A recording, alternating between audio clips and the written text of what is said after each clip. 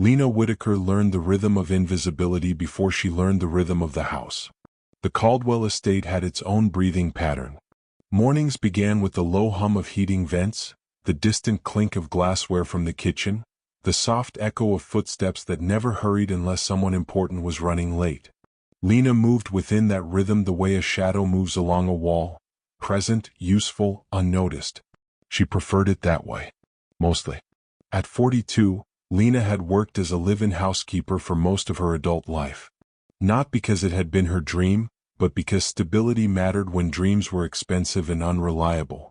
She had learned how to read rooms the way other people read books. Which moods needed silence. Which questions should never be asked. Which smiles were genuine and which were warnings.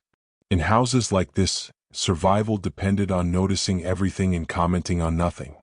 The Caldwell estate sat at the edge of a quiet Connecticut town where lawns were cut twice a week and neighbors waved without slowing their cars. The house wasn't flashy. It didn't need to be. Wealth here showed itself in restraint, thick doors, muted colors, art that never explained itself. The kind of place where voices automatically lowered, even when no one asked them to. Lena knew the house better than anyone who officially owned it. She knew which hallway light flickered if you turned it on too fast. She knew the smell of rain before it reached the windows. She knew that the west staircase creaked on the third step, but only in winter. She also knew that the man who paid for all of this, Julian Caldwell, never noticed any of it. Julian noticed outcomes, not processes. Results, not people. That wasn't cruelty. It was habit. He woke at the same time every morning, drank half a cup of coffee, skimmed headlines he'd already read on his phone, and left the house with his mind already somewhere else. He nodded to Lena the way someone nods at a doorman they've seen for years but never really met. "Morning," he'd say. "Good morning, sir," she'd reply. That was the extent of it. On this particular morning, though, something felt off. Lena noticed it when she opened the curtains in the east sitting room and the light came in sharper than usual. The sky was too clear. The quiet too clean. Even the clock sounded louder. She paused, one hand still holding the fabric. You learn to trust those pauses after a while. They're not fear exactly. More like your body catching something your mind hasn't named yet. Julian was late. That alone wasn't unusual, but the way he was late was. His footsteps on the stairs were quicker. His phone voice sharper. When Lena passed the study door, she heard him say, "No, that won't work. I don't care who's already there." She kept walking. The staff moved with practiced efficiency. Breakfast cleared untouched. The front hall prepared for departure. The driver's car idled outside, engine purring like a patient animal. Lena stood by the coat rack, smoothing the sleeves of a wool overcoat that cost more than her first car had. She'd done this thousands of times. Her hands knew the weight without thinking. Julian descended the stairs, adjusting his cufflinks, jaw tight. He didn't look at her. She noticed that too. In houses like this, noticing was the job. Remembering was the burden. Sometimes, late at night, Lena wondered how many people watched their lives pass by from the edges the way she did. How many people were trusted with secrets simply because no one believed they'd ever speak. If you're listening to this and you've ever felt invisible in a room full of people, you probably understand Lena better than anyone in that house ever did. People like her rarely ask for attention. But when they do, it's usually for a reason. Stories like this have a way of finding the people who know what that feels like. And if you're one of them, you tend to come back. Julian reached for his coat. "Thanks," he said, distracted. Lena handed it to him, her fingers brushing the fabric. A faint smell of oil drifted in from the open front door. Her chest tightened. Outside, the driver shifted in his seat. Lena didn't know why that mattered yet. She only knew that the house had changed its rhythm. And once you hear that shift, you can't unhear it. The Caldwell estate never announced itself. That was the first thing Lena noticed when she'd arrived years ago with a single suitcase and a reference letter folded too many times. No towering gates. No fountain spraying water like it was showing off. Just a long, quiet driveway framed by trees that had been growing there longer than most people lived. It was the kind of place that assumed you already knew who lived inside. Over time, Lena realized the house reflected its owner perfectly. Julian Caldwell believed in understatement. Not because he lacked ego, but because he didn't need to prove anything anymore. His wealth was old enough to feel settled, secure, untouchable. It showed in the furniture, solid, dark wood that would never be replaced just because trends changed. It showed in the walls, decorated with art that didn't explain itself and photographs that were carefully chosen to suggest legacy rather than intimacy. There were no family portraits in the main halls. No smiling faces frozen in time. Just landscapes, abstracts. A few black and white photos of city skylines taken from angles that made them look distant and small. Lena dusted those frames every week. She wondered sometimes what it took to live in a house that big and leave so little of yourself behind. Julian's office was the clearest example. It sat at the back of the house, overlooking a stretch of lawn that sloped gently toward a line of trees. The desk faced the window, never the door. Lena had always thought that said something about how he saw the world. Forward-facing. No interest in what followed behind. She cleaned that room carefully, always early before Julian woke. She knew better than to disturb the papers on his desk. Not because he'd ever scolded her. He hadn't, but because power didn't need to raise its voice to be understood. Julian noticed results. If the room was clean, the job was done. How it got there didn't matter. That philosophy extended to people. Employees were efficient, polite, replaceable. They came and went quietly, leaving no imprint on the house. Drivers lasted longer than most, but even they were interchangeable in Julian's mind. A schedule, a name, a function. Caleb Morris had fit into that function seamlessly. He'd arrived 4 years earlier, recommended through a private security firm. Former military. Calm voice. Good posture. Always early. Julian liked that. Like people who made his life easier. Lena had noticed Caleb the same way she noticed everyone else, by watching how he moved when he thought no one was looking. He wasn't careless, but he wasn't invisible either. He carried himself like someone used to being seen when it mattered. When he stood in the doorway waiting for Julian, he scanned the surroundings without appearing to. When he spoke to Lena, it was brief but direct. Eye contact. Neutral tone. "Morning, Ms. Whitaker." "Morning," she'd reply. He never called her Lena. She'd never corrected him. In this house, names were formalities. Familiarity belonged somewhere else. That morning, though, Caleb's presence felt heavier. Lena noticed it in small ways. The way his car idled a little louder than usual. The way he checked his watch twice in the span of a minute. The way his jaw tightened when Julian didn't come out on time. Julian disliked delays. Caleb knew that. Lena knew something else too. The house was listening. That was another thing you learned after years of working there.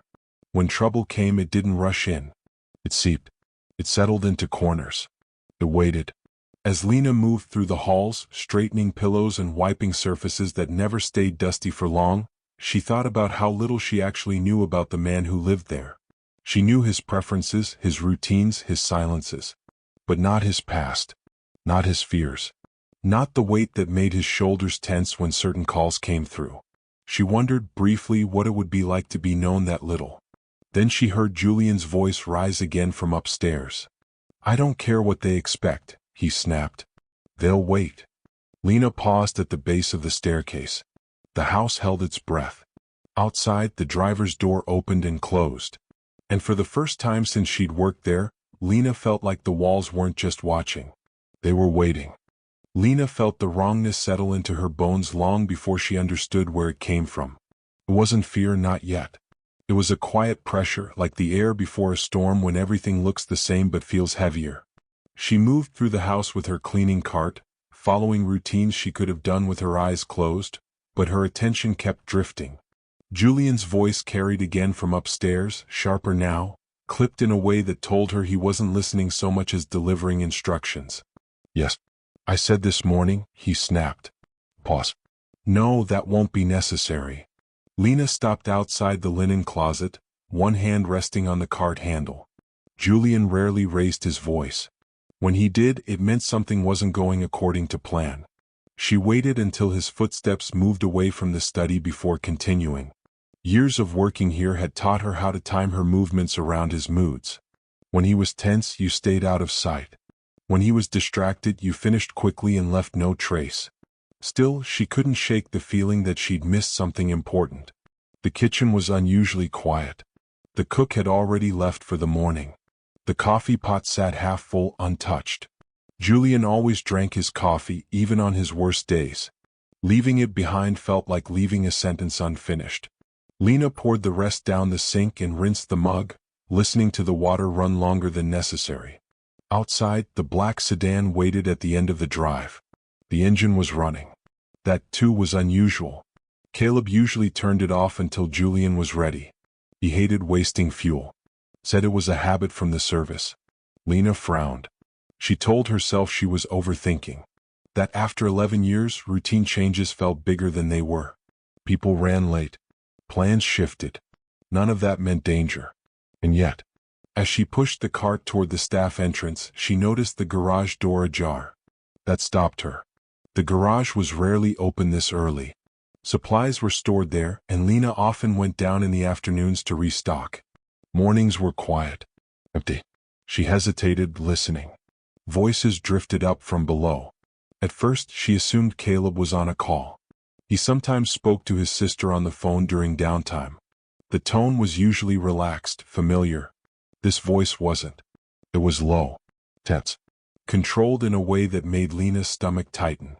"I already told you," the voice said. "Tonight." Lena slowed her steps, every instinct screaming at her to turn around. She didn't.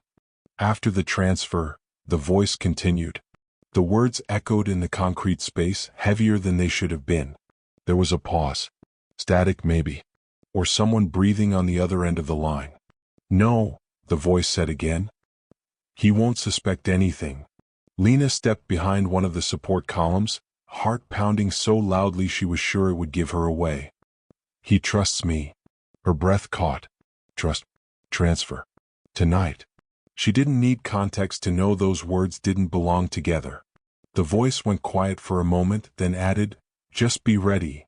Lena didn't wait to hear more. She backed away slowly, careful not to let her shoes scuff the concrete. Her hands shook as she reached the stairs.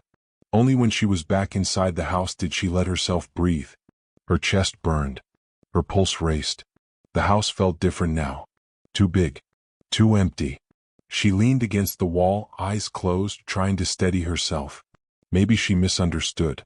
Maybe it was nothing. Business talk. Security arrangements. She didn't belong in those conversations. But the words replayed in her mind, sharp and insistent. Tonight. After the transfer. He trusts me. Lena straightened and pushed her cart forward, but her hands were trembling now. Every familiar sound felt louder. Every shadow seemed deeper. She knew something. And knowing it had already changed the morning. Upstairs, Julian's footsteps crossed the landing. Downstairs, the garage door began to close. Lena swallowed hard. She had no proof. No context. No right, she told herself, to interfere. But as the house settled back into its quiet, one thought refused to leave her alone. If she said nothing and she was wrong, she'd feel foolish. If she said nothing and she was right. She didn't finish the thought. Julian was about to leave. And Lena was running out of time. The garage smelled like oil, cold metal, and something faintly burned, the way it always did after a long winter. Lena usually liked it down there. It was one of the few places in the house where no one expected her to be cheerful or quick or silent in any particular way. Just practical. But that morning the concrete space felt hostile. She stood at the top of the stairs for a long moment before forcing herself to go back down. The cleaning supplies she needed were stored in a cabinet near the back wall. If she avoided the garage now, she'd have to come back later anyway. Avoiding it would only make the unease stretch longer. She told herself she was being ridiculous. Still, she moved carefully, her steps soft, her senses sharpened. Caleb was still there. He stood near the far wall, his jacket unzipped, one hand pressed against his side as if holding something in place. His phone was at his ear. He hadn't noticed her yet. Lena froze behind the same column as before, heart slamming against her ribs. "I'm telling you, it's already lined up," Caleb said. His voice was tight, clipped. Not angry. Focused. The accounts department won't question it. They never do. Lena felt a chill crawl up her spine. Accounts department. This wasn't small talk. She shifted her weight slightly, trying to get closer without being heard. The sound of her own breathing felt dangerously loud. There's no other option, Caleb continued. He won't sign willingly. You know that. Pause. No. I don't like it either. But it's done. Lena's stomach twisted. She had worked in that house long enough to know when something crossed a line. This wasn't frustration. This was planning. Caleb's tone dropped lower. Once it's finished, I'm out. I don't care what happens after. Her fingers curled into her palm, nails digging into skin. Finished? She leaned back, the column pressing into her shoulder. Fear sharpened into something else now, clarity. Caleb laughed quietly, but there was no humor in it. He still thinks I'm just his driver. The words landed hard. Lena's mind raced. She thought of Julian upstairs, distracted, impatient, trusting. She thought of the black sedan waiting at the end of the drive. She thought of the transfer Caleb had mentioned, the certainty in his voice. She also thought about herself. A housekeeper. A black woman who had spent years learning when not to speak. Accusing a man with a security background of something this serious without evidence wasn't just risky. It was dangerous. Caleb ended the call and slipped his phone into his pocket. He adjusted his jacket, his hand brushing against something heavy beneath the fabric. Lena couldn't see it clearly, but the shape was wrong. Too solid. Too deliberate. Her breath caught. A door creaked somewhere above them. Caleb's head snapped up. Who's there? He called. Lena didn't move. Her heart hammered. She pressed herself flatter against the column, willing herself to become part of the concrete. Caleb waited a beat, then another. The silence stretched. Finally, he shook his head and headed toward the car, his footsteps echoing across the garage floor. Only after the engine started and the garage door lifted did Lena allow herself to move. Her legs felt weak as she climbed the stairs back into the house. The air upstairs felt thinner, harder to breathe. She leaned against the wall again, palms damp, mind spinning. There was no misunderstanding now. No harmless explanation she could cling to.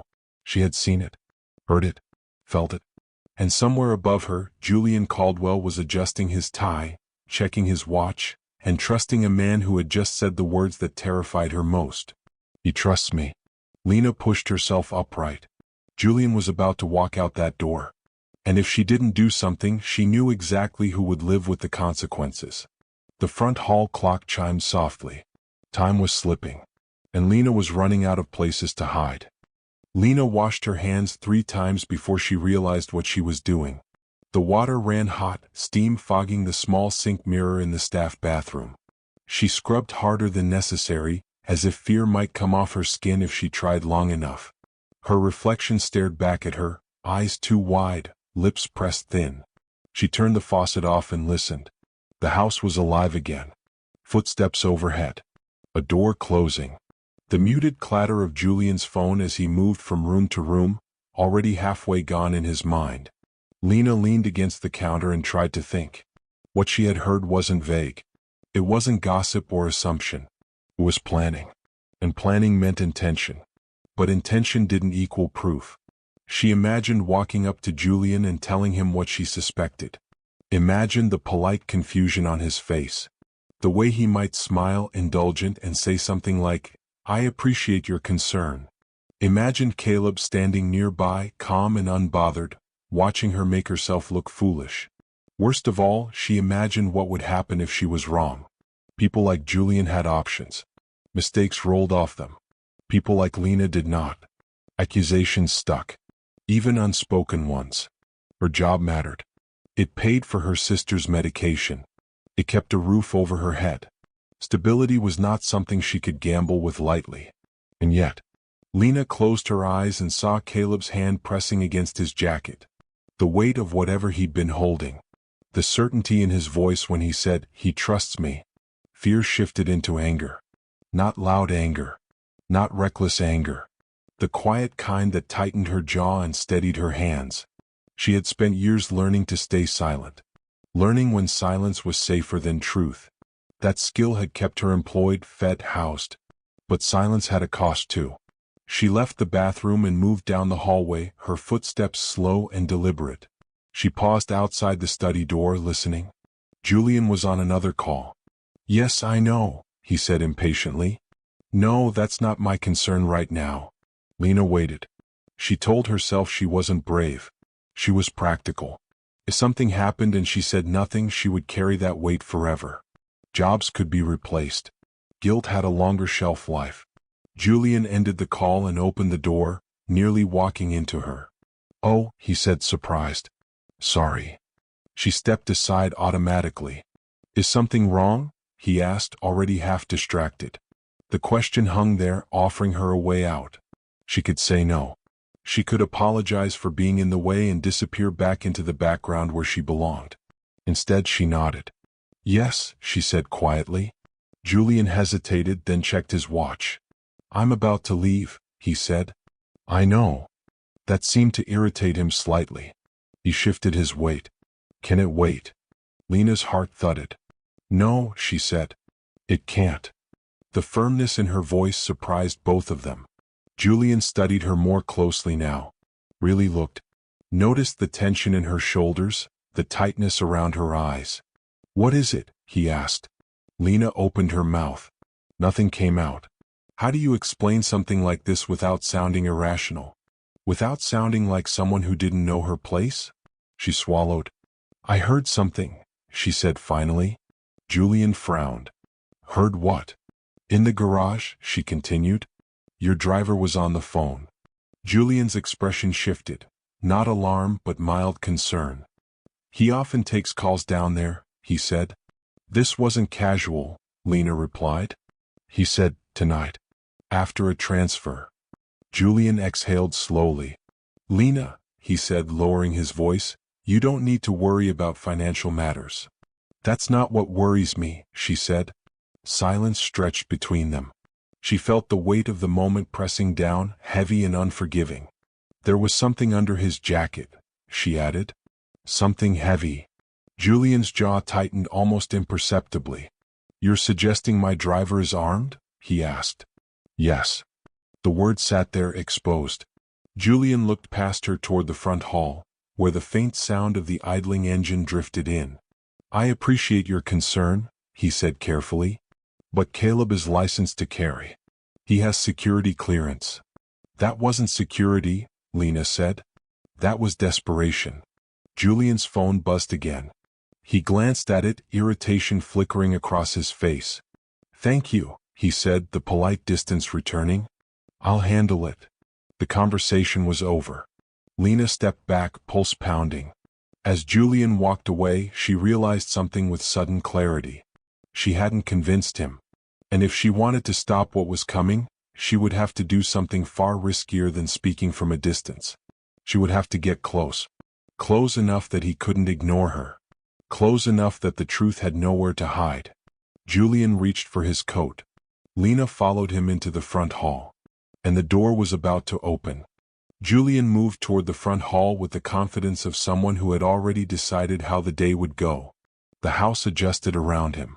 The lights near the staircase brightened automatically. The quiet hum of the security system shifted as doors prepared to open. Outside, the sedan's engine grew a shade louder, as if responding to its owner's approach. Lena followed a few steps behind, her heart pounding so hard she worried he might hear it. She told herself to stop. She had already said enough. More than enough.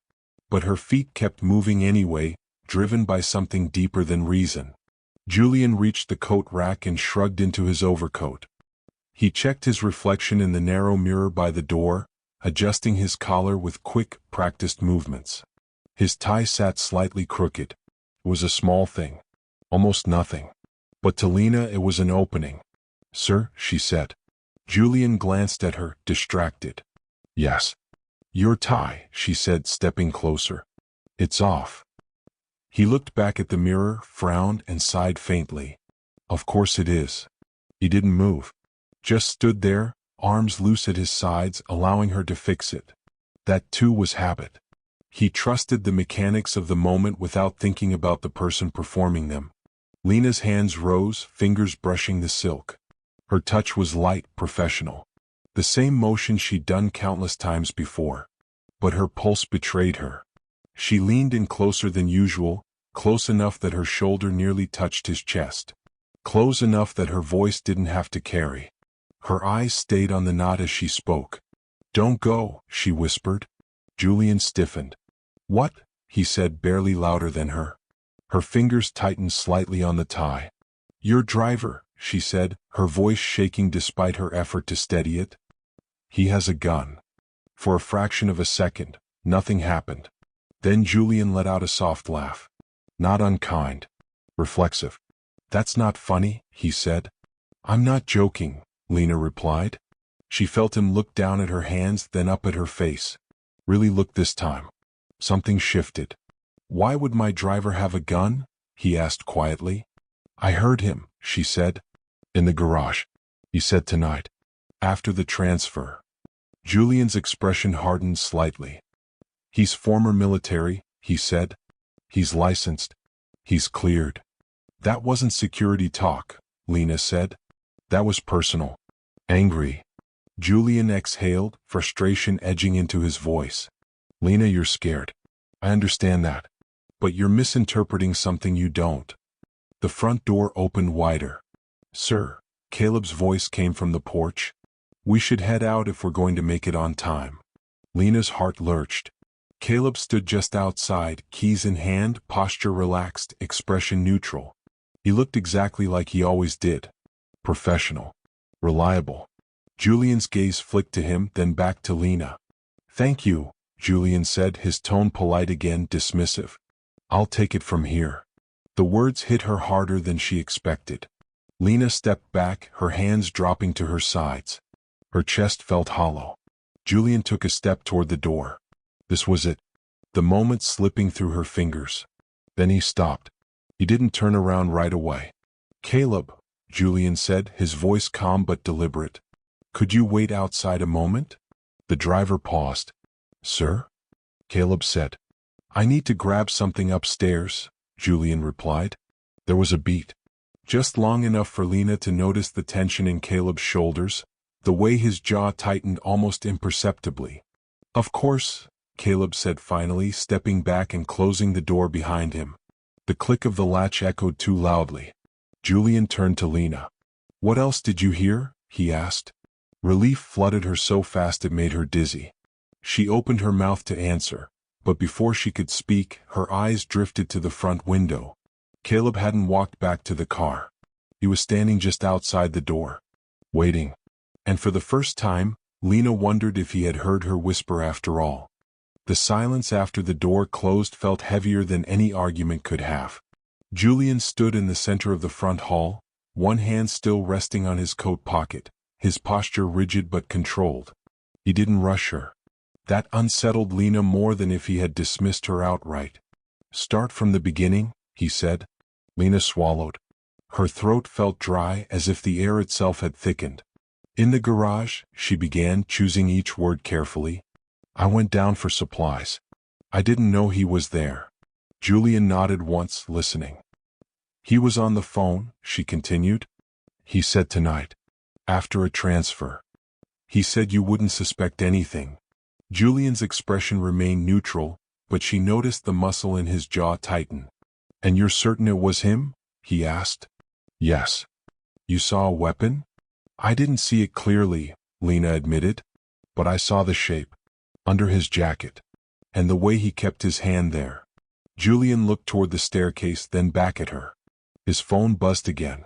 He silenced it without looking. "You understand what you're suggesting," he said slowly. "Yes," Lena replied. "That I've hired someone who plans to threaten me." "Yes." Julian exhaled through his nose, a quiet, controlled release. "Caleb Morris has been my driver for 4 years, he said. He's driven my children. He's been in my home. He's passed background checks you can't imagine." Lena didn't flinch. "People pass checks every day," she said. "People still make choices." For a moment, Julian looked almost offended, not at her but at the idea itself. His world ran on predictability. Systems. Vetting. The notion that something this severe could slip through felt insulting. "This sounds like paranoia," he said. Lena nodded. "It does." That seemed to throw him. She went on more quietly now. "I know how it sounds.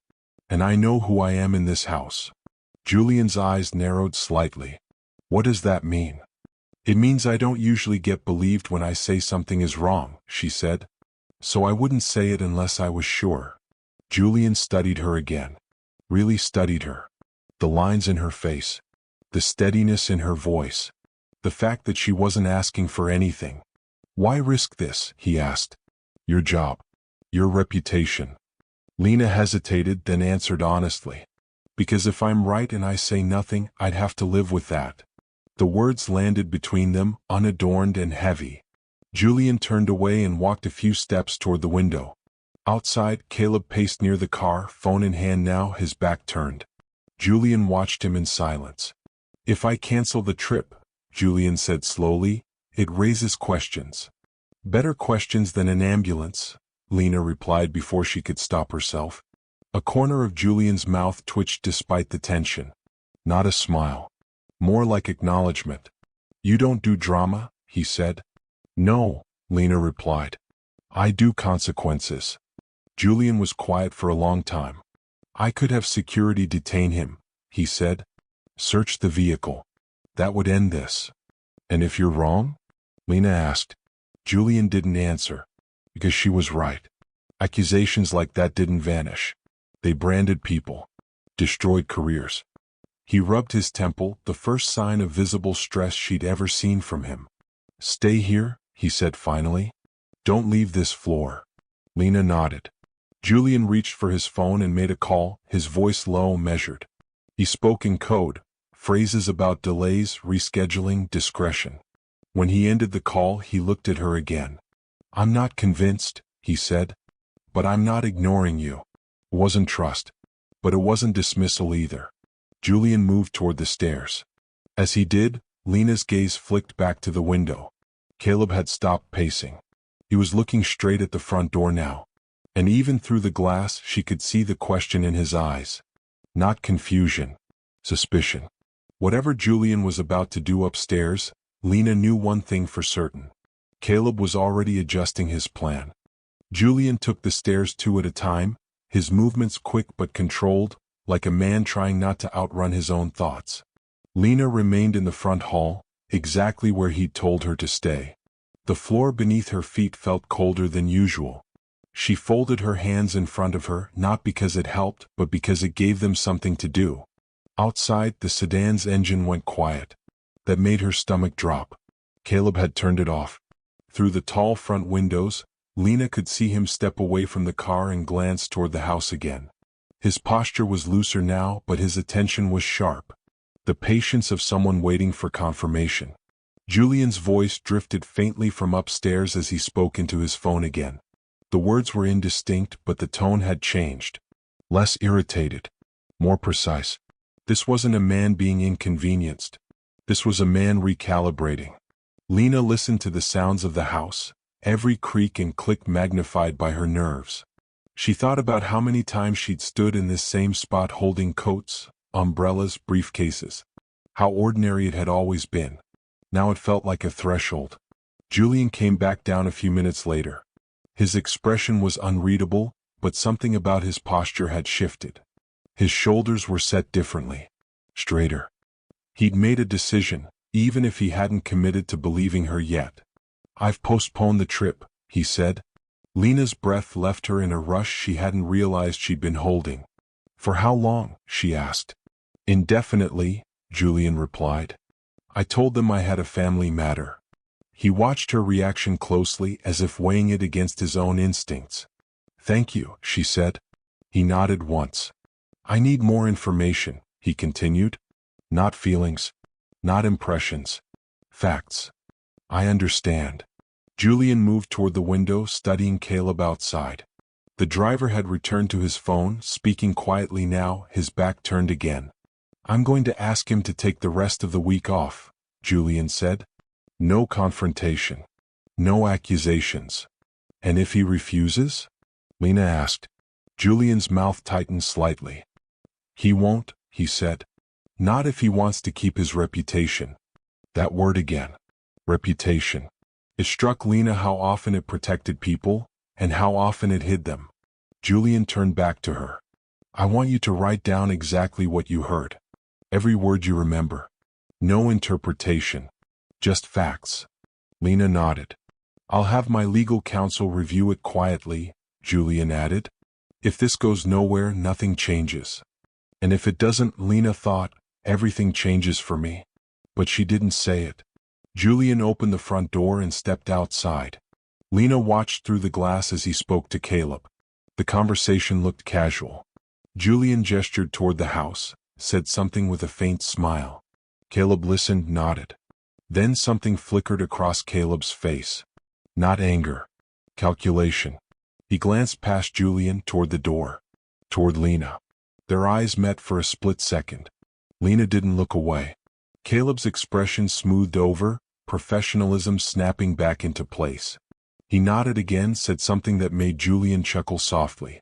Then he turned, walked back to the car and drove away. The silence he left behind felt louder than the engine ever had. Julian came back inside and closed the door. He's taking the week, Julian said. No questions asked. Lena didn't relax. What did he say? She asked. Julian hesitated. That he appreciated my trust, he said. The word hung between them, sour now. Julian headed toward his office. Come with me, he said. We're not done. Lena followed. As they disappeared down the hallway, the front hall clock ticked steadily on. And somewhere beyond the quiet of the estate, a plan had just been forced to change, which made it more dangerous, not less. Julian's office felt smaller with the door closed. The wide windows still looked out over the lawn and the trees beyond, but the sense of openness was gone. The room held its breath, as if aware that something private, something consequential, was about to happen inside it. Sit, Julian said, gesturing to the chair opposite his desk. Lena sat, smoothing her hands over her skirt out of habit. The chair was more comfortable than she expected. That surprised her. Comfort wasn't something she associated with rooms like this. Julian remained standing for a moment, then moved behind the desk and leaned forward, palms resting on the surface. Start again, he said. From the moment you entered the garage. Lena nodded. She closed her eyes briefly, not to dramatize the moment, but to organize it. Memory could be slippery when pressure was applied. She needed to be exact. I went down for cleaning supplies, she began. The cabinet by the back wall. Julian typed something into his laptop, likely opening a notes file. The sound of the keys was steady, unhurried. I heard his voice before I saw him, Lena continued. He was on the phone. His tone wasn't casual. It was controlled. What did he say? Julian asked. She repeated the words as closely as she could. Tonight, after the transfer, he won't suspect anything. He trusts me. Julian stopped typing. Say that again, he said. Lena repeated it. Julian leaned back in his chair, eyes narrowing slightly. Not in anger.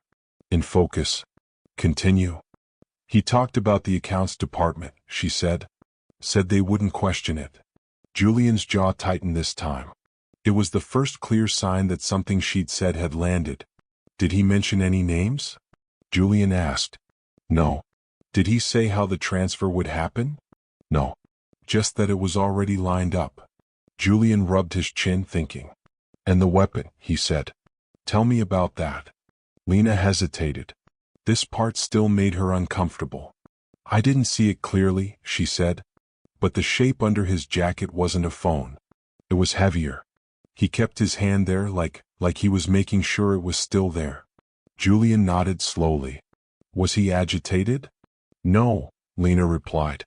That's what scared me. He was calm. Julian exhaled through his nose. Calm people make plans, he muttered, more to himself than to her. He returned to typing, fingers moving faster now. When you heard this, he asked, did you tell anyone else? No, Lena said. Just you. That was wise, he replied without looking up. The words settled into her chest with unexpected weight. Wise. Not dramatic. Not emotional. Wise. Julian finished typing and closed the laptop. I'm going to have my legal team review this, he said. Quietly. Discreetly. What happens to him? Lena asked. Julian looked at her. That depends on what we find, he said. If this is nothing, it stays nothing. And if it isn't? Julian didn't answer right away. Then it gets complicated, he said finally. Silence settled between them again, thicker this time. Julian stood and walked toward the window, hands clasped behind his back. He stared out at the trees, their bare branches cutting dark lines against the pale sky. You understand why I was skeptical, he said. Yes, Lena replied. I would have been too. He turned back to her. No, he said quietly. You wouldn't have.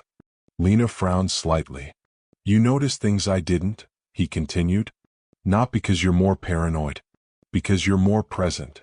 She didn't know how to respond to that. I've built my life on systems, Julian went on. Background checks. Contracts. Firewalls. I trust those more than instincts. And today? Lena asked. Julian's mouth curved faintly. Not into a smile. Today, he said, I'm realizing systems don't see everything. A soft knock sounded at the office door. Both of them stilled. Julian glanced at the door, then at Lena. I told everyone not to disturb me, he said. The knock came again. Firmer this time. Julian crossed the room and opened the door. One of the junior house staff stood there, eyes uncertain. Sir, she said. There's a call for you. Julian frowned. From who? She didn't give a name, the woman said. She just said, it was urgent. Julian hesitated, then nodded. Put it through to my phone, he said. And please, no one else comes in here. The door closed. Julian's phone rang almost immediately. He answered it, turning slightly away from Lena. Yes. He listened. His expression shifted. What do you mean already? He said. Lena's pulse quickened. Julian listened for another few seconds, then ended the call without another word. He turned back to her slowly. That was my accounts director, he said. Lena stood. What happened? She asked. Julian's face had gone pale. Someone attempted to initiate the transfer, he said. About an hour ago. Lena's breath caught. But it didn't go through, Julian added. For now. He met her eyes. Which means, he said, whoever planned this didn't expect me to be sitting in my office right now. The room felt suddenly too quiet. And somewhere beyond the walls of the estate, someone had just realized their window was closing. The word transfer hung in the air like a ticking clock. Julian didn't sit back down. He stayed standing, one hand braced against the edge of the desk as if grounding himself. How far did it get? Lena asked. Authorization stage, Julian replied. Someone used my credentials to schedule it. The system flagged it because I wasn't logged in. His mouth tightened. That safeguard was added last year. Quietly, Lena felt a chill. So if you'd left. If I'd been in the car, Julian finished, the system would have assumed it was me. Neither of them said anything for a moment. The house, so solid and familiar, suddenly felt thin. Vulnerable. Like a shell that had been cracked without anyone noticing. Julian picked up his phone again and began typing rapidly. Emails. Messages. Orders issued in calm, clipped language. He wasn't panicking, but he wasn't dismissive anymore either. I want all non-essential access frozen, he said aloud as if narrating for himself. Finance. Transportation. Internal systems. He paused, then added, and I want a quiet audit. No alerts. No staff-wide notifications. Lena watched him move through the crisis with practiced efficiency. This was his world, damage control, risk management, precision. But underneath it, she sensed something new. Disbelief. Not at the situation. At himself. You were right, Julian said suddenly. She looked up. I didn't want to believe you, he continued. Not because of who you are. Because of what it implied. And what was that? Lena asked. That someone inside my life, he said, was willing to gamble with it. The words sounded heavier spoken aloud. Julian turned toward her. I need you to stay here tonight. Lena stiffened slightly. I live here. I mean near me, he clarified. Not in the staff wing.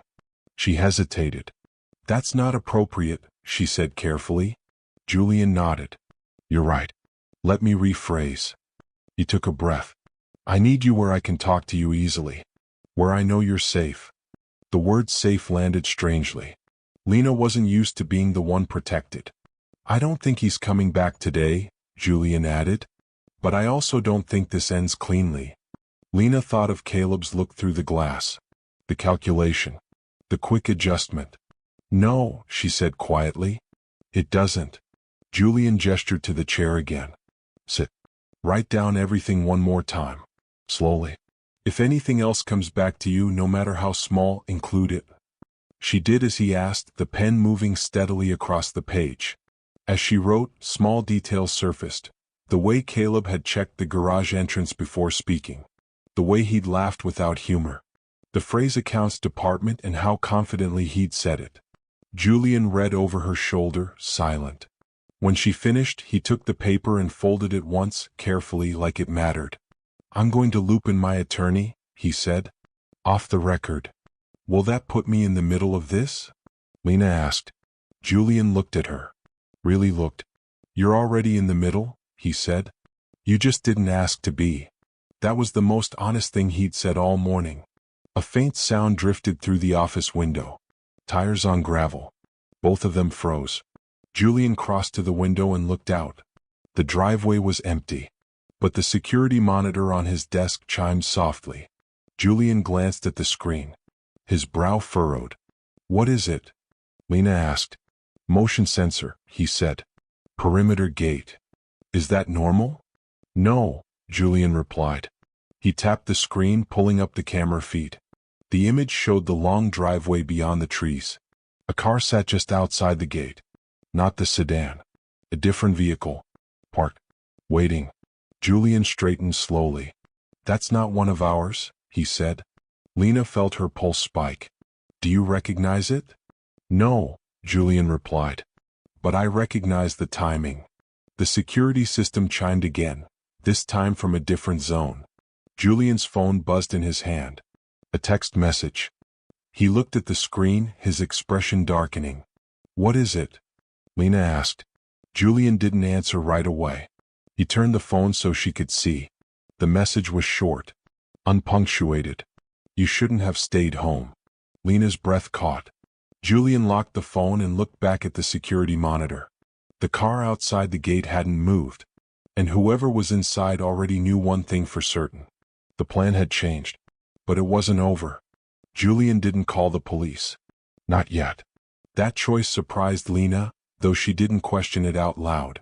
She could see the calculation behind his eyes, the way he was mapping consequences faster than fear could reach him. If we bring them in now, Julian said, more to himself than to her, we tip our hand. You think he sent that message? Lena asked. Julian didn't answer immediately. He enlarged the camera feed, watching the unfamiliar car beyond the gate. The windows were tinted too dark to see inside. The engine wasn't running. That text wasn't a threat, Julian said finally. It was confirmation. Of what? That he knows I didn't leave, Julian replied. And that he's close enough to know it quickly. Lena felt the weight of that settle into her chest. Julian tapped another screen. I'm escalating internal security, he said. Quietly. No sirens. No uniforms. He paused, then looked at her. You should go to the staff wing. Lock your door. Lena shook her head before he finished the sentence. No, she said. If something happens, I don't want to be alone. Julian studied her for a long moment, then nodded once. All right, he said.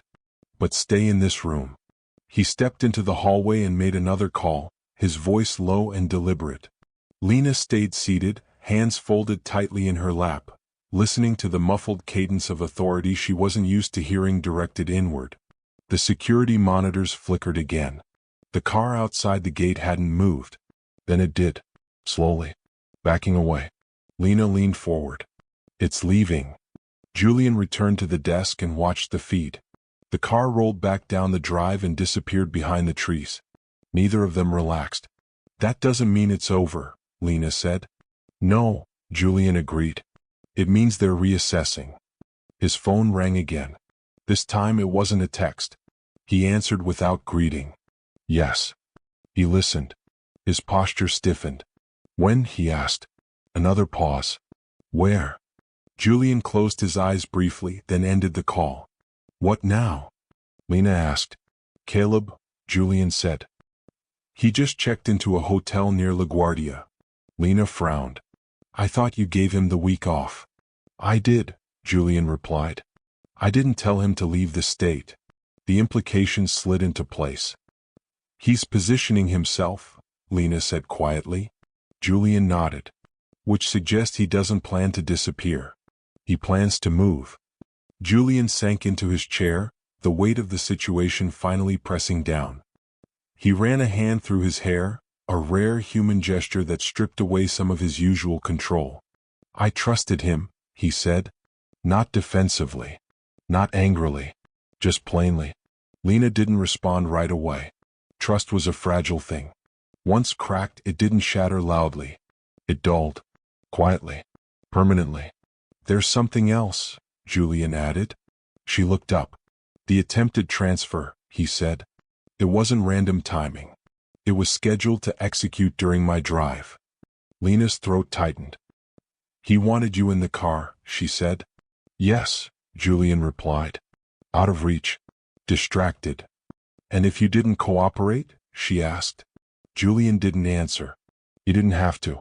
Silence filled the office again, thicker now, edged with understanding neither of them wanted. Julian stood and went to the safe embedded in the wall behind a painting. He keyed in a code, opened it, and removed a slim folder. This stays between us for now, he said, handing it to her. Read it. Lena hesitated, then opened the folder. Inside were financial summaries, internal memos, names she didn't recognize, and one she did. Thomas Caldwell. Julian's brother.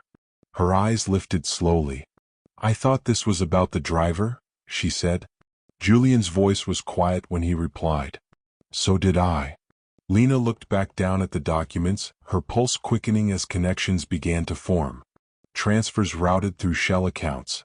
Authorizations layered to obscure origin.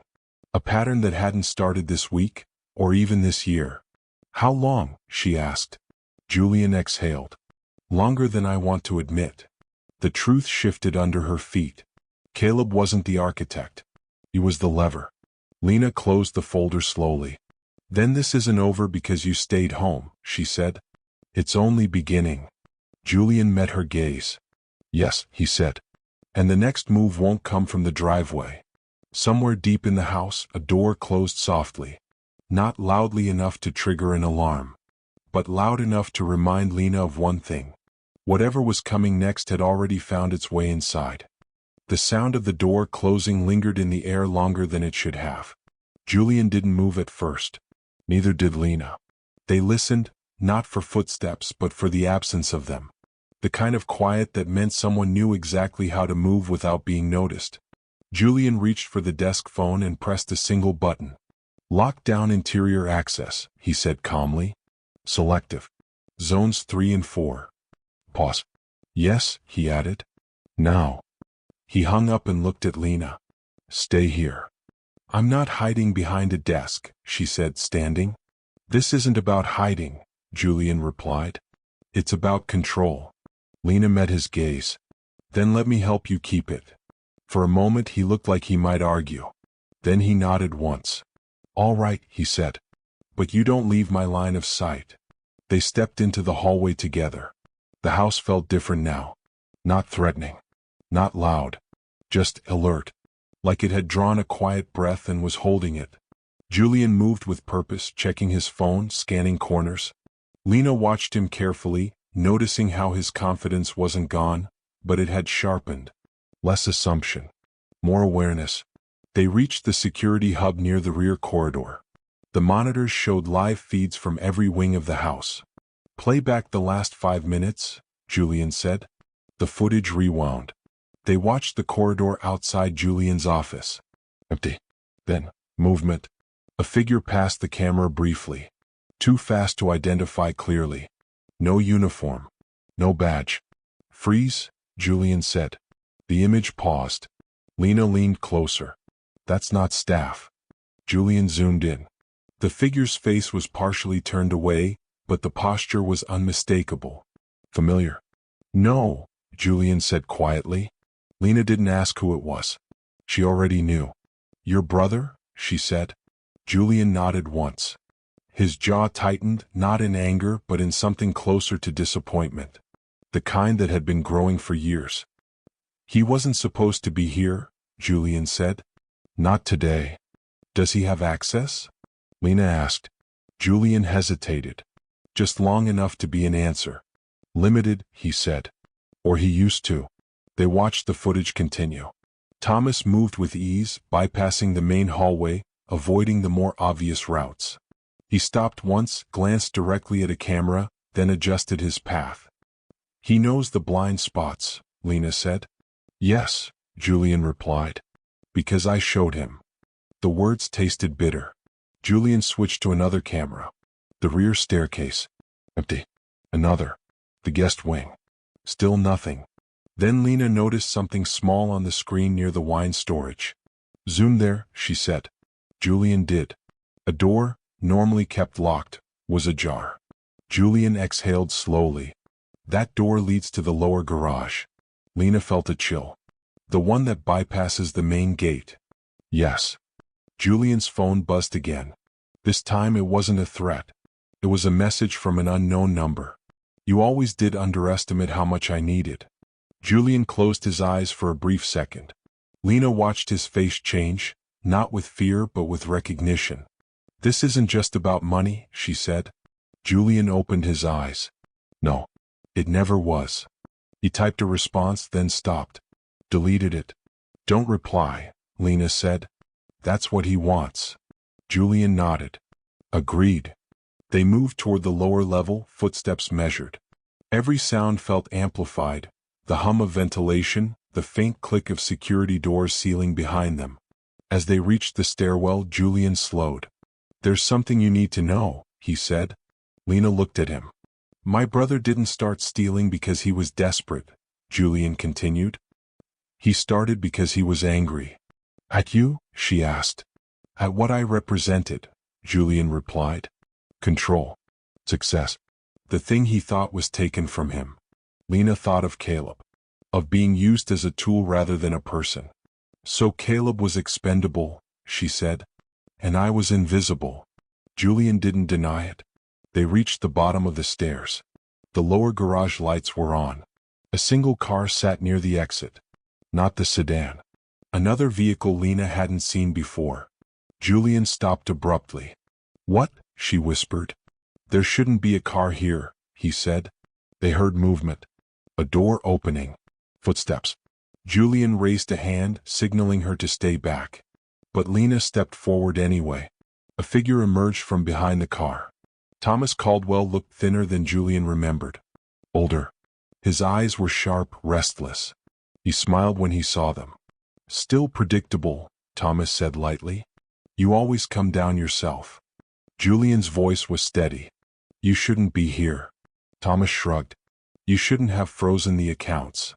Lena's heart pounded as the brothers faced each other, years of unspoken resentment hanging thick between them. And the driver? Julian asked. Was he your idea? Thomas's smile faltered, just slightly. No, he said. That was Caleb trying to impress me. Lena felt something twist in her chest. And the gun? She asked. Thomas turned to her slowly, studying her for the first time. Oh, he said. You weren't supposed to know about that. The words landed like a dropped glass. Julian took a step forward. Thomas's hand moved, too casually, toward his jacket. And Lena realized, with terrifying clarity, that the warning she'd given days ago might have only delayed what was always meant to happen. Julian moved before Lena could process the motion. Don't, he said sharply, his voice cutting through the low hum of the garage. Thomas's hand stopped halfway to his jacket. He smiled again, slower this time, like someone enjoying a private joke. You always were dramatic, Thomas said. Relax. I'm not here to shoot anyone. Lena didn't believe him. Not with the way his fingers hovered, tense, ready. Not with the way his eyes kept flicking past Julian, checking angles and exits. "Then why are you here?" Julian asked. Thomas sighed, exaggerated, like a man tired of explaining himself. "Because you locked me out," he said. "Because you froze accounts I helped build. And because you finally noticed." Julian's jaw tightened. "You siphon money through shell companies." "I redirected," Thomas corrected. "I took what I was owed." "You were paid," Julian said. "Generously." "For doing nothing," Thomas shot back. "For smiling at fundraisers. For being the less impressive brother." Silence stretched between them. Lena felt like an intruder in something far older than her warning. This wasn't just betrayal. It was a slow-burning resentment that had been waiting for a spark. "And Caleb?" Julian asked. "You used him." Thomas shrugged. "He wanted relevance. I gave him purpose." "He almost got you killed," Lena said. Thomas turned to her again, studying her more closely now. "You're the maid," he said. Not cruelly, observationally. "The one who changed everything." Lena met his gaze. "I'm the one who paid attention." Thomas's smile faded. "That's what bothers me," he said. "You weren't supposed to matter." Julian stepped slightly in front of her. "She matters," he said. "And you don't get to decide that." Thomas laughed under his breath. "You always did have a hero complex." A distant sound echoed through the garage. Not footsteps. Not voices. A low mechanical whine. Julian's eyes flicked toward the exit. "What did you do?" Thomas followed his gaze. "I made sure I could leave." The car behind him hummed softly, systems engaged. Lena noticed the way the garage door controls on the wall were dark. "Offline." "You cut the power," she said. "Selective," Thomas replied. "Just enough." Julian took another step forward. "This ends now." Thomas's hand finally slid into his jacket. Lena's breath caught. But Thomas didn't pull out a gun. He pulled out a phone. He held it up, screen glowing. "Your board votes in 20 minutes, he said. "They already have the documents. The ones that make it look like you authorized everything." Julian froze. Lena saw it then, the shift. Not panic. Calculation colliding with timing. "You forged my digital signature," Julian said. Thomas nodded. "Multiple times. Over years. You're very consistent." "That won't hold up," Julian said. "Maybe not in court," Thomas replied. "But in the market? In the press? It'll be enough." Lena felt a cold realization settle in her stomach. "He doesn't need to win," she thought. "He just needs to ruin you." Julian straightened. "You underestimate how much I've prepared." Thomas's smile returned, thinner now. "Do I?" He tapped the phone once. Julian's own phone buzzed in his pocket. He didn't need to look. "I warned you," Thomas said. "You always assume loyalty." "I planned for desperation." The garage lights flickered. For a split second, everything dimmed. Lena's pulse thundered in her ears. Then the lights stabilized. Julian exhaled slowly. "Security is already on their way," he said. "You won't make it out." Thomas glanced toward the exit again, then back at Julian. "Maybe," he said. "But neither will you." Lena stepped forward. "You don't have to do this." Thomas laughed softly. "You think this is a choice? This is correction." Another sound reached them, this one unmistakable. Sirens. Distant but approaching. Thomas's eyes narrowed. "You called them." Julian didn't answer. Thomas's hand dropped from the phone to his side. For the first time, uncertainty flickered across his face. Then he smiled again. "Good," he said. "That means we're out of time." He turned toward the car, reaching for the door. Lena moved without thinking. "Wait," she said. Thomas paused, glancing back at her. "You said I wasn't supposed to matter," Lena continued. "But I do. And I saw what you did." Thomas tilted his head. "Did you?" "Yes," she said. "And so will they." The sirens grew louder. Thomas stared at her for a long moment. Then he shook his head, almost amused. "You really have no idea how deep this goes," he said. He opened the car door. At the same moment, A sharp metallic click echoed through the garage. Not from Thomas. From somewhere behind them. Julian's head snapped around. Lena felt her stomach drop as she realized the truth too late. Thomas hadn't come alone. The sound came again. A dry, unmistakable click. The kind that didn't belong to machinery or doors. Julian's body went rigid. Lena turned slowly, heart pounding so hard she could feel it in her throat. From behind a concrete pillar near the far wall, a man stepped into the light. He wasn't wearing a uniform. No security badge. No mask. Just a dark jacket and an expression that suggested he'd already decided how this would end. Kill. Lena's breath caught before she could stop it. "You're late," Thomas said casually, still half inside the car. Caleb didn't look at him. His eyes were locked on Julian. "I had to wait for the signal," Caleb said. His voice sounded thinner than Lena remembered. Less confident. Strained. "Security reroutes take time." Julian didn't move. "Put it down," he said. Caleb's hands shook slightly, though he tried to hide it. The gun was real. Lena could see that much clearly now. "You told me this wouldn't come to this," Caleb said, glancing briefly at Thomas. Thomas sighed, annoyed. "Plans change." Lena felt a wave of anger rise in her chest. Not explosive. Focused. "You lied to him," she said. Caleb's eyes flicked to her, confusion tightening his brow. "You don't know anything about this." "I know you were promised something," Lena said. "And I know you were never meant to walk away." Caleb hesitated. Just for a second. Thomas noticed. "Don't listen to her," he snapped. "She's manipulating you." Julian spoke calmly, evenly. "No one here is your enemy except the man who put that gun in your hand." Caleb swallowed. "You don't understand what he offered me." Julian nodded once. "Then explain it." Caleb let out a shaky breath. "A clean slate," he said. "Money. A job overseas. No record. No questions." "And what happens after tonight?" Lena asked softly. Caleb's jaw tightened. "That was the deal." Thomas scoffed. "You asked too many questions." Julian turned to his brother. "You never intended to keep your word." Thomas shrugged. "Intentions are flexible." Caleb's grip tightened on the gun. "You told me I'd be protected," Caleb said. Thomas's voice hardened. "I told you what you needed to hear." The sirens were closer now. Not distant anymore. Approaching fast. Caleb's breathing quickened. Panic crept in, visible despite his effort to suppress it. "You're running out of time," Thomas said. "Do it." Lena stepped forward slowly, palms open. "Caleb," she said. "Look at me." He hesitated, then met her eyes. "You warned him," Caleb said. "You could have stayed quiet." "I didn't," Lena replied. "Because silence always costs someone." Caleb's face twisted. "You don't know what it's like to feel invisible." "I do," Lena said. "That's why I know this won't make you visible. Just disposable." Thomas cursed under his breath. "Enough."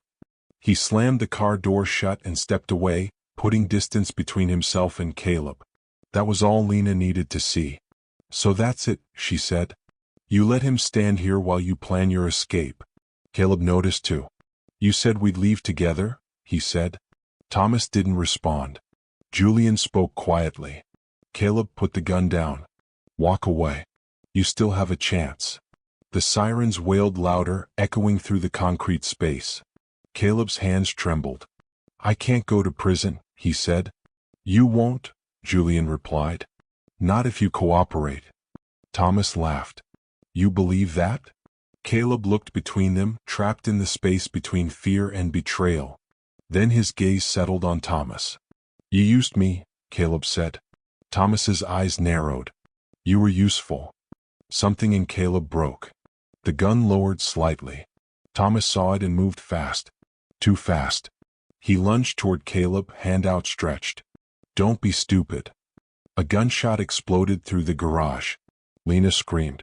The sound ricocheted off concrete, deafening, disorienting. For a split second, no one moved. Smoke hung in the air. Then Caleb staggered backward, eyes wide, disbelief frozen on his face. The gun slipped from his fingers and clattered to the floor. He collapsed. Lena dropped to her knees beside him instinctively. "Caleb," she whispered. Blood spread across his jacket, dark and spreading fast. Julian turned toward Thomas. Thomas was already backing away. "I didn't," Thomas said. He panicked. Sirens screamed just outside the structure now. Security doors burst open at the far end. But Thomas had a head start. He sprinted toward a side exit, vanishing into the shadows. Julian knelt beside Lena. Caleb's eyes fluttered. "I didn't want this," he murmured. "I know," Lena said, pressing her hands down, trying to stop the bleeding. "Stay with me." Footsteps thundered toward them. Voices shouted commands. But Lena barely heard them. Caleb's breathing slowed. His eyes fixed on hers. "He lied," Caleb whispered. Lena nodded, tears blurring her vision. "I know," she said. Caleb's chest rose once more, then didn't fall again. And as Lena sat there, hands soaked, surrounded by sirens and shouting, she realized something terrifying. Thomas was gone. And the most dangerous part of his plan hadn't failed. It had only shifted. The garage felt colder after they covered Caleb's body. A white sheet. A careful distance. Words spoken in low, controlled voices that avoided saying what had already happened. Lena sat on the concrete floor until someone gently asked her to stand. She didn't remember getting up. She only remembered the sound of the sheet brushing against the ground as they lifted him. Julian stayed beside her the entire time. Police lights painted the garage walls in slow pulses of red and blue. Officers moved with efficiency, securing exits, checking corners, radios murmuring with clipped updates.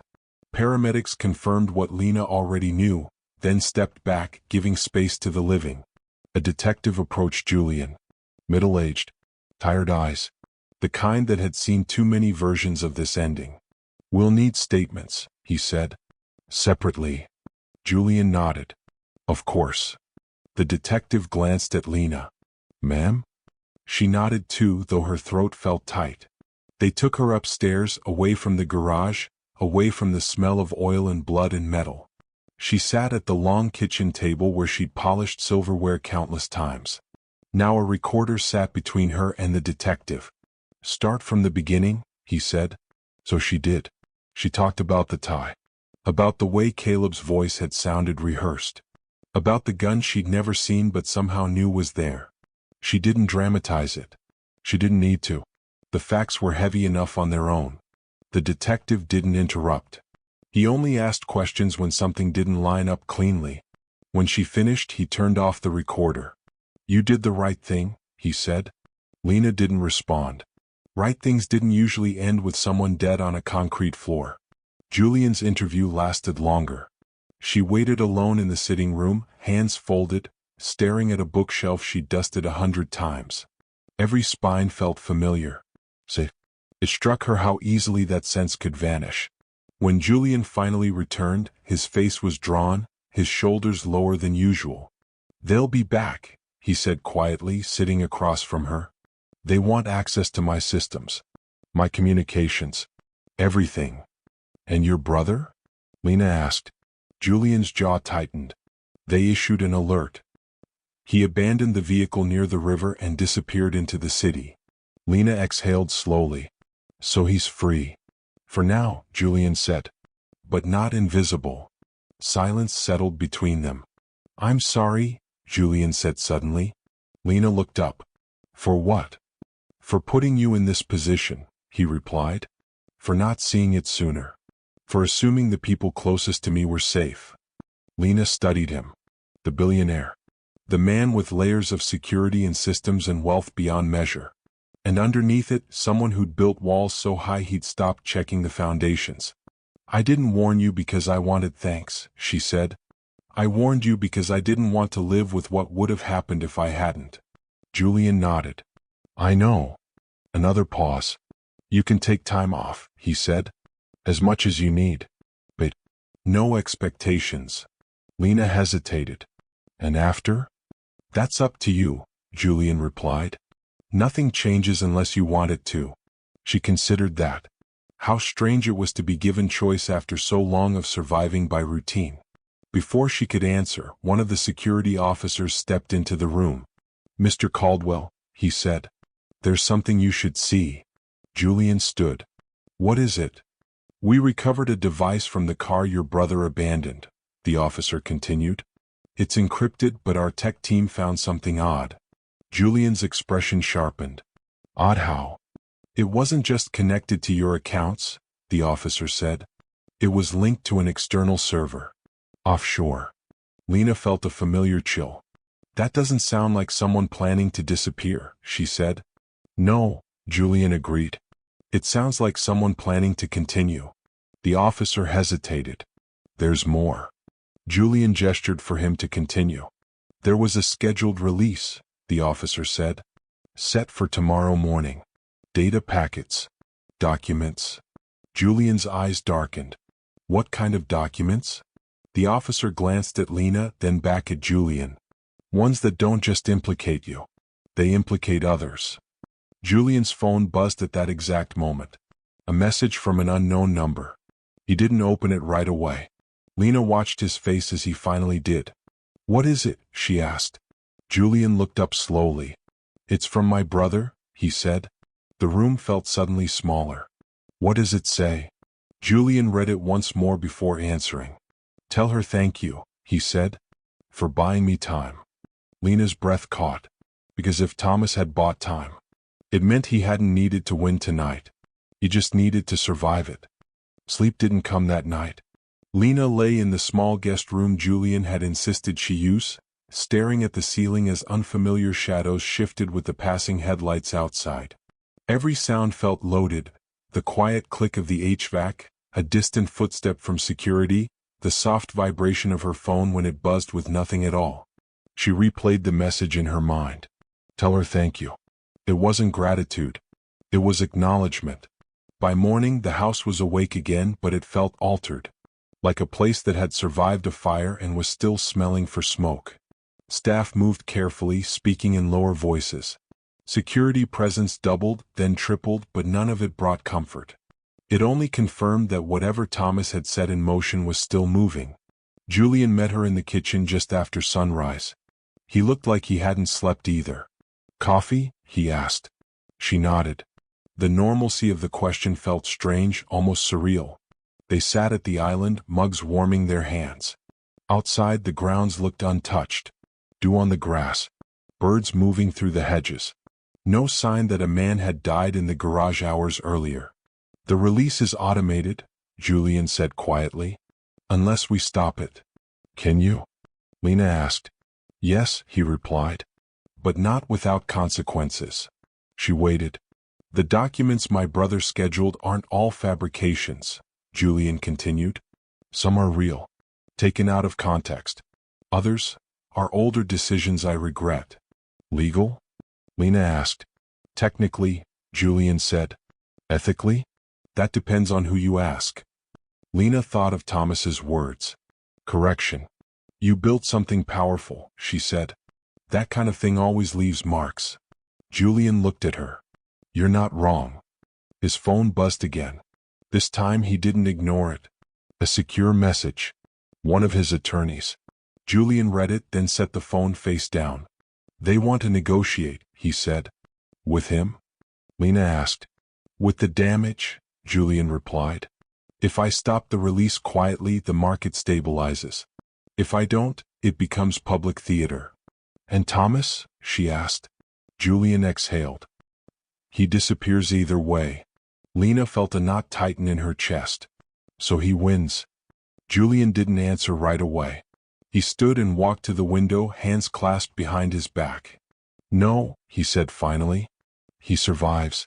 That's not the same thing." Lena watched him carefully. "You're thinking about letting it play out." "I'm thinking about exposure," Julian corrected. "Selective. Controlled." She frowned. "You'd hurt yourself to reach him." Julian turned back toward her. "I'd stop him from doing this again." Lena considered that.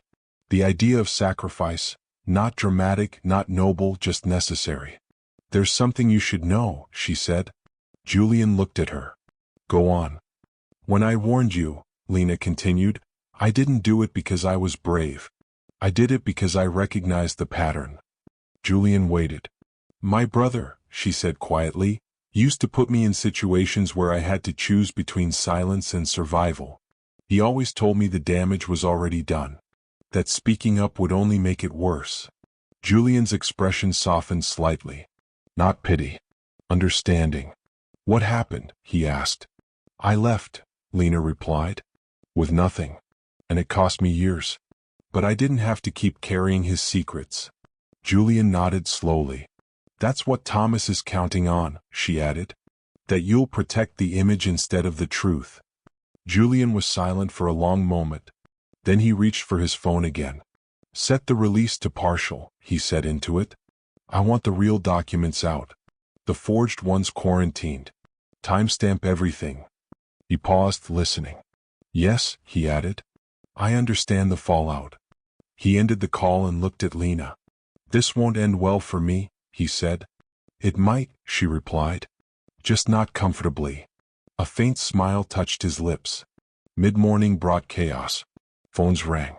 Alerts rippled through financial networks. Headlines began to shift, not exploding but leaning. Questions surfaced. Analysts speculated. Julian's name trended, then stabilized as clarifications followed. Inside the house, legal teams moved in and out.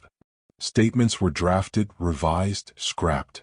Through it all, Lena stayed quiet, present, watching. Then, just after noon, Julian's security chief approached. We've got something, he said. Julian straightened. Where? Transit footage, the man replied. Your brother didn't disappear. He met someone. Lena felt her pulse quicken. Who? Julian asked. The security chief hesitated. A woman. Julian frowned. I don't know what that means. She wasn't random, the man continued. She accessed the server Thomas was using. Logged in right after the partial release. Lena leaned forward. So he handed it off. Yes, the security chief said. Which means Thomas wasn't the end of this. Julian closed his eyes briefly. When he opened them, his voice was steady. Find her. We're trying, the man said. But there's a problem. What kind? Julian asked. She knows the system better than he did. The weight of that settled hard. Lena's mind raced back through the past days. The timing. The confidence. The assumption that someone like her wouldn't matter. And suddenly, she wondered if Thomas hadn't been the architect after all. Just another visible piece. Because somewhere out there, someone had watched everything unfold. And stepped in exactly when needed. The footage played on a large screen in the security office, grainy but clear enough to follow. Lena stood beside Julian as the image looped again. A subway platform. Late morning. Commuters moving with the dull urgency of routine.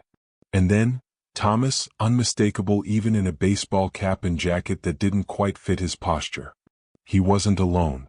The woman appeared from the edge of the frame, timing her steps to match his without ever touching him. They didn't greet each other. No hug. No handshake. Just a brief exchange of words as they walked. Pause it there, Julian said. The frame froze. The woman's face was partially turned, hair pulled back, expression neutral. Not nervous. Not rushed. She's calm, Lena said quietly. Julian nodded. Too calm. She doesn't look like someone being dragged into this, Lena added. She looks like someone finishing a task. The security chief leaned forward. We ran facial recognition, he said. No direct matches. But her access patterns suggest prior familiarity with Julian's systems. Julian frowned. Internal? Not current, the man replied. But adjacent.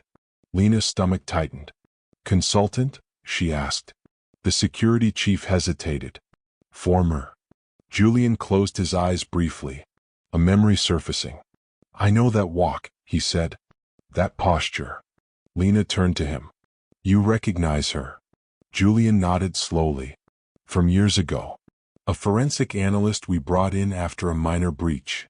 What happened to her? Lena asked. She disagreed with our conclusions, Julian said. Said we were looking in the wrong direction. And? Lena pressed. Julian opened his eyes. I sided with my board. The room felt smaller. So she warned you, Lena said. Yes, Julian replied. And I ignored her. The security chief cleared his throat. She left the firm shortly after. No public record since. Lena watched the paused image again. Thomas didn't build this alone, she said. He just knew who to trust. Julian's jaw tightened. Or who would hate me enough to help. The footage resumed. Thomas and the woman reached the end of the platform. They stopped briefly near a column. He handed her something small. A phone. Or a drive. It was hard to tell. Then they separated. Thomas walked up the stairs. The woman stayed behind. She sat on a bench and waited. For what? Lena asked. The security chief tapped his tablet. For the upload to complete. Julian's phone buzzed again. Another secure message. He read it silently, then handed the phone to Lena. It was a forwarded memo. Time-stamped minutes earlier. The partial release had triggered something unexpected. A whistleblower submission. From inside Julian's own company. Lena looked up. Someone else came forward. Yes, Julian said. And they cited the same analyst. The woman in the footage. Lena felt a strange twist of emotion. Not fear. Recognition. She's not protecting Thomas, she said. She's using him. Julian nodded. And she's correcting me. The security chief shifted. There's more, he said. We tracked her exit from the station. She didn't run. Didn't hide. She went to a public library. Julian blinked. A library? She logged into a terminal, the man continued. Used public access. No personal device. Lena exhaled slowly. She wanted to be seen. Julian straightened. She wanted us to follow. The room fell silent. She's not finished, Lena said. No, Julian agreed. She's inviting a response. Julian turned to the security chief. Pull everything we have on her work. Not what we labeled her. What she actually did. The man nodded and left. Lena looked at Julian. What are you going to do if she's right? Julian didn't answer immediately. He walked to the window at the far end of the room, overlooking the grounds. Sunlight broke through the clouds, casting long shadows across the lawn. For years, he said, I told myself control meant stability. That managing the story was the same as managing the truth. He turned back toward her. You proved me wrong. Lena shook her head. I just refused to stay quiet. Julian studied her. That's braver than you think. Another alert chimed from the system. The security chief re-entered, face tight. She just published, he said. Published what? Julian asked. An open letter, the man replied. Addressed to you. Julian took the tablet. The letter wasn't long. No accusations screamed in bold. No dramatics. Just a clean, precise breakdown of patterns. Decisions. Oversights.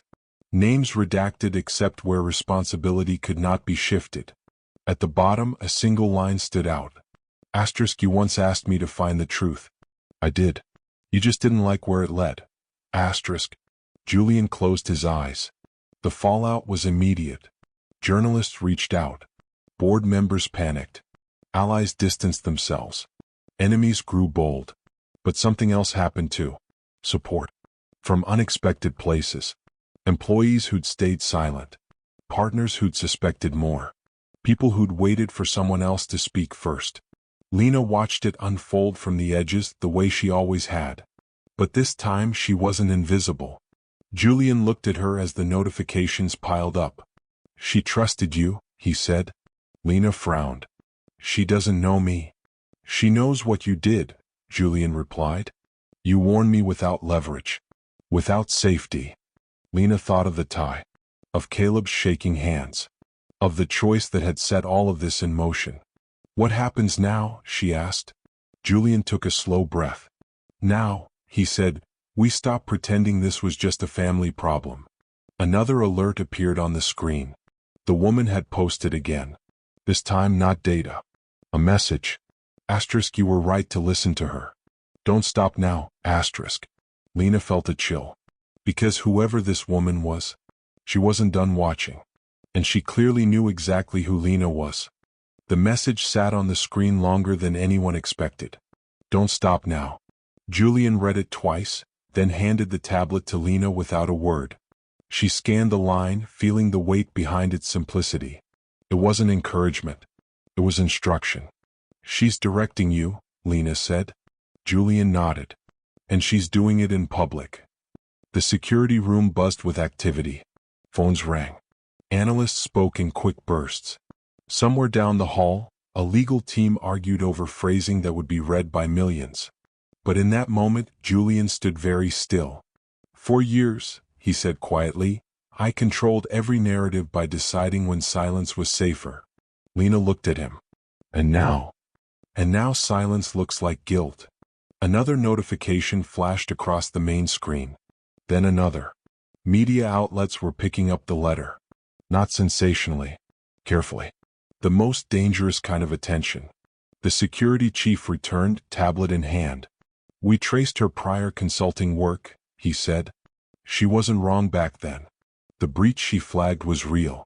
We closed the ticket by reclassifying the risk. Julian winced slightly. She tried to escalate, the man continued. She was overruled. And Thomas? Lena asked. The security chief shook his head. We think he found her after that. Offered resources. A shared enemy. Julian exhaled slowly. He didn't recruit her. He aligned with her. Until he became unnecessary, Lena said. The security chief nodded. Exactly. Julian straightened. Then we need to do something I've avoided my entire career. What's that? Lena asked. Invite scrutiny, Julian replied. The words landed hard. Within the hour, Julian's communications team released a statement, short, unpolished by his usual standards. It acknowledged the letter, confirmed an independent audit, promised cooperation with regulators. No deflection, no reassurance language. The reaction was immediate. The market dipped, then stabilized. Analysts argued on air. Social media split between outrage and reluctant respect. And somewhere in the noise, Lena noticed something else. Relief. From people who had been holding their breath. She stepped away from the screens and walked into the quiet of the back hallway. Her hands trembled slightly now that the adrenaline was fading. She pressed her palms together, grounding herself in the familiar. Footsteps approached. Julian stopped beside her. You okay? She nodded. Just catching up to myself. They stood there for a moment, the house humming softly around them. I keep thinking about Caleb, Lena said. Julian's expression softened. So do I. He thought one decision would fix everything, she continued. That if he just followed through, he'd be free. Julian nodded. Thomas sold him that idea. No, Lena said gently. Caleb wanted to believe it. Julian didn't argue. A vibration buzzed in Lena's pocket. Her phone. She frowned. Very few people had the number. Unknown contact. She hesitated, then opened it. A single message. You did what you could for him. Lena's breath caught. Julian watched her face. What is it? She's texting me, Lena said quietly. Julian stiffened. The analyst? Lena nodded. The reply came almost immediately. Asterisk, I'm sorry you had to see the end of it. But I'm glad you didn't look away. Asterisk. Lena stared at the screen, fingers hovering. What do I say? She asked. Julian considered that. The truth. Lena typed slowly. Asterisk, I didn't know how far it went. I just knew something was wrong. Asterisk. Pause. Then. That's usually enough. Lena felt a strange mixture of validation and unease. Why me? She asked aloud. Why reach out now? Julian's phone buzzed at the same time. He glanced at it, then showed her the screen. An update from security. Thomas Caldwell had been spotted. Not fleeing. Meeting with someone else. Another intermediary. Another layer. She's building a map, Julian said. And she's using you as proof. Of what? Lena asked. That intervention matters, Julian replied. That people who are overlooked still change outcomes. Lena looked down at her phone again. Another message appeared. "He won't stop unless the pattern breaks." Lena swallowed. "She's asking for more." Julian nodded. "And she knows you're the only one he underestimated." Lena felt the familiar pull, the instinct to step back to protect herself by disappearing into routine. But that option no longer existed. "What happens if I don't?" she asked. Julian didn't hesitate. "Then Thomas finds another Caleb." The weight of that settled deep. Lena typed one more message. "What do you need?" The reply came slower this time. "I need you to remember everything. And when the time comes, say it out loud." Asterisk. Lena locked the phone, her heart pounding. Somewhere in the house, a door closed softly. Not as a threat. As a signal. Whatever this had become, it was no longer just about money or betrayal or control. It was about whether the truth, once seen, would be allowed to stand. And Lena knew with quiet certainty that the hardest part hadn't arrived yet. The house didn't sleep that night. It rested maybe. Held its breath. But sleep was something else entirely. Lena sat at the small desk in the guest room, a legal pad in front of her, its pages already half filled. She'd been writing for hours, not a story, not a confession, just fragments. Times. Phrases. Looks she'd almost dismissed. Patterns that felt obvious now that she wasn't trying not to see them. The analyst's words echoed in her head. Remember everything. Down the hall, Julian's office light was still on. Every so often, voices drifted through the walls. Lawyers rotating in and out, security updates, calls that ended in long silences instead of conclusions. Lena paused her pen. She realized something then. The danger wasn't just Thomas anymore. It was the comfort people felt in letting someone like Thomas operate as long as the outcomes benefited them. Her phone vibrated again. Another message. Asterisk, tomorrow changes things. Be ready, asterisk. Lena stared at the screen, then set the phone face down. She finished the sentence she'd been writing and closed the notebook. At dawn, the house shifted again. Not with urgency, but with intent. Julian met her in the study. He looked composed, but there was a strain beneath it, like someone holding a heavy door shut with their shoulder. "They've scheduled a preliminary hearing," he said. "Regulators. Not public. Yet." "And Thomas?" Lena asked. Julian shook his head. "Still moving. Always one step ahead of where we look." "Or exactly where he wants you to look," Lena said. Julian didn't disagree. A black SUV arrived just after 8. Not law enforcement. Independent counsel. People whose job wasn't to protect Julian, but to assess whether he was worth protecting at all. Lena stayed in the background as they spoke, taking notes, asking precise questions. She noticed how often Julian paused before answering now. How rarely he smoothed things over. At one point, one of the attorneys glanced at Lena. "And you?" she asked. "Your staff?" Lena met her eyes. "Yes." "And you were present for the incident?" "I was," Lena replied. The attorney nodded slowly. "You may be asked to testify." The word landed heavier than Lena expected. Testify. Out loud. Visible. Julian watched her carefully, ready to intervene. "I will," Lena said. The room stilled for a fraction of a second. The attorney nodded again, this time with something like approval. By midday, the analyst's open letter had been dissected on every major network. Not attacked. Examined. Experts debated the implications. Former employees spoke anonymously, then less anonymously. The pattern was breaking. And patterns didn't go quietly. The call came just after lunch. Julian answered it on speaker without warning Lena. She recognized the voice instantly. "Thomas." "You're making a mistake," Thomas said calmly. Too calmly. This was never meant to reach this scale. Julian's voice was steady. "You don't get to define scale anymore."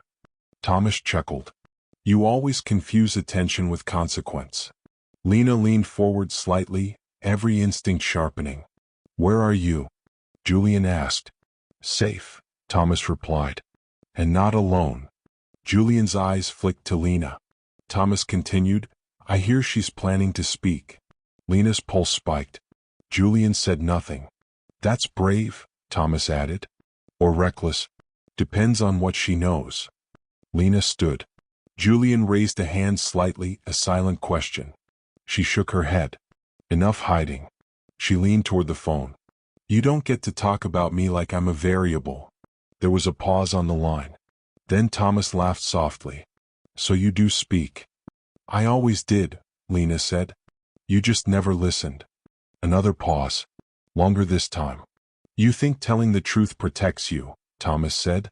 It just makes you visible. Lena felt fear flicker, but it didn't take hold. I've been invisible my whole life, she replied. It didn't protect me either. Julian watched her, something unreadable in his expression. Thomas exhaled. This isn't over. No, Lena said.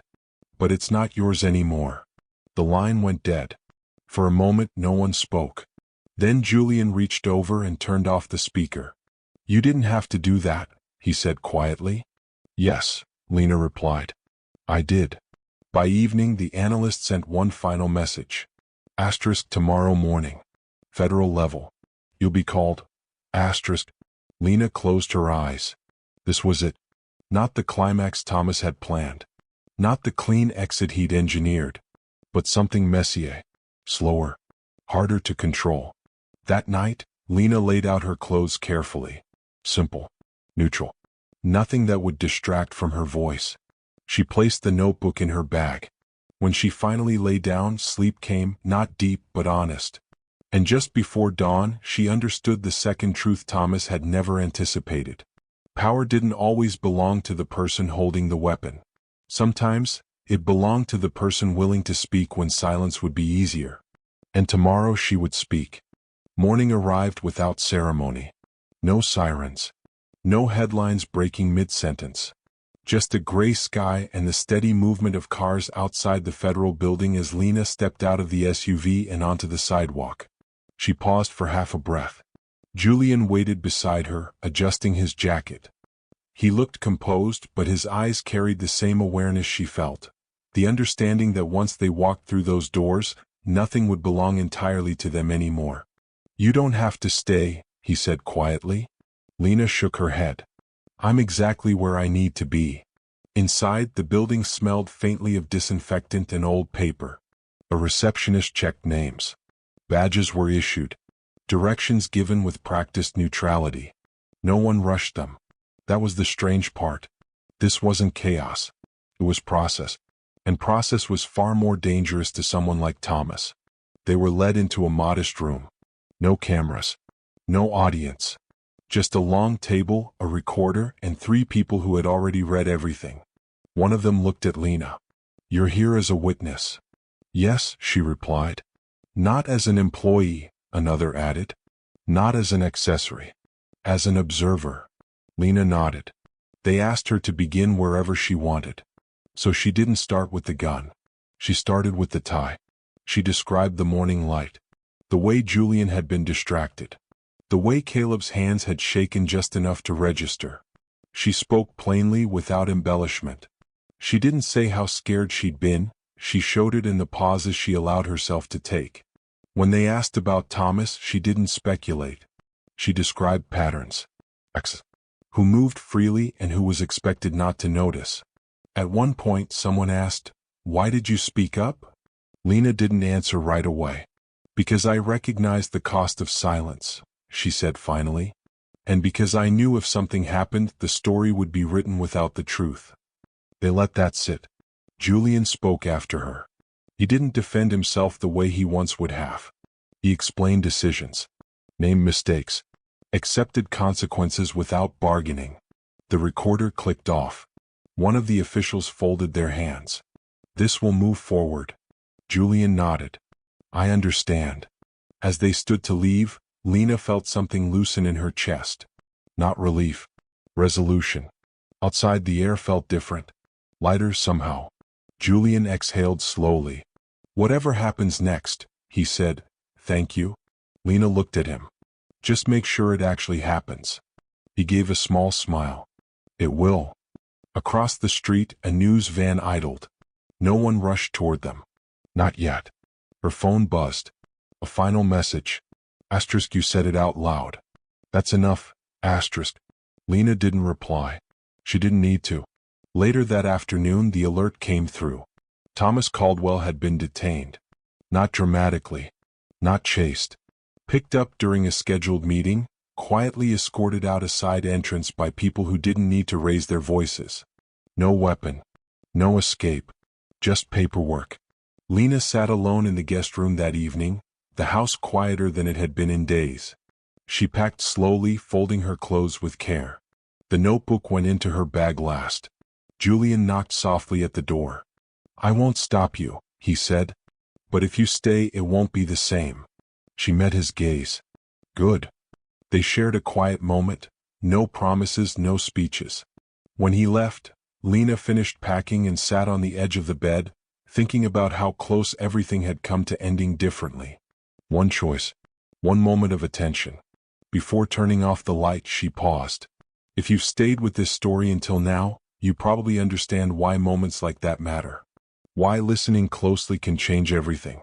And why stories like this deserve to be told all the way through. Lena shouldered her bag and walked out of the room, not invisible anymore, just honest. And if this story kept you listening, if it made you feel something real, take a second before you go. Stay connected. There are more stories like this. Quiet choices, hidden courage, and truths that don't shout but still change the outcome. Sometimes all it takes is one person paying attention and choosing to speak.